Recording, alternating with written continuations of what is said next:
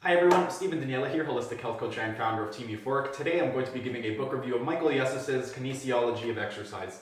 This is a terrific book for anyone who's just getting started and isn't sure what exercises are going to help develop certain muscles. It's also really good for learning how to perform the exercises with proper execution.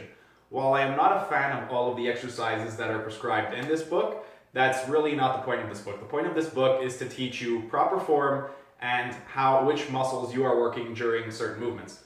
The really good thing about this book is it goes through all the different joints. So it'll tell you for each joint, it'll say which muscles are involved in that joint and which motions that joint is capable of doing. Once you get into the exercises, it's going to tell you which major muscle groups are involved in that specific exercise. It is then going to give you proper instructions on how to perform the exercise. It will give you also additional comments. And at the very end of the book, it's going to give you some very basic program design tips on how to design a program. There are a couple of pages in this book that I'm not a big fan of, particularly page 112. On page 112, you can see that they are doing a lat pull down, and with the lat pull down, he has them doing it behind the neck. The reason that he has them doing it behind the neck is because, as he states, if you do a lat pull down in the front, when you get to the bottom portion of the lat pull down, you're recruiting a little bit more pec, which technically is true. However, if you are performing the lat pull down behind the neck, what's going to happen is you are going to pull your head forward. When you pull your head forward, you're putting a lot of strain and pressure on the back of your neck, and that's really bad for the neck. So although you don't recruit quite as much lats when performing it in the front towards the bottom portion of the exercise, it's still a much better way to perform the lat pull down to eliminate any tension in your neck.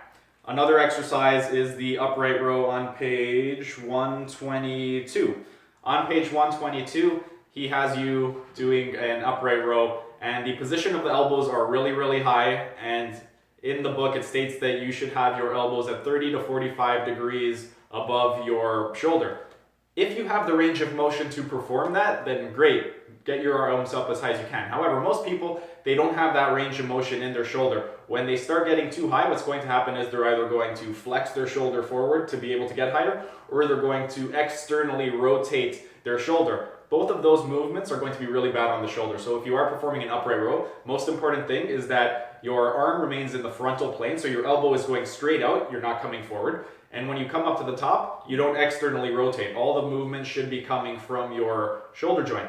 So if you are performing an upright row and you can come all the way up above 30 degrees without bringing your shoulder into adduction or without externally rotating your shoulder, then great, you can perform the exercise just as prescribed in this book.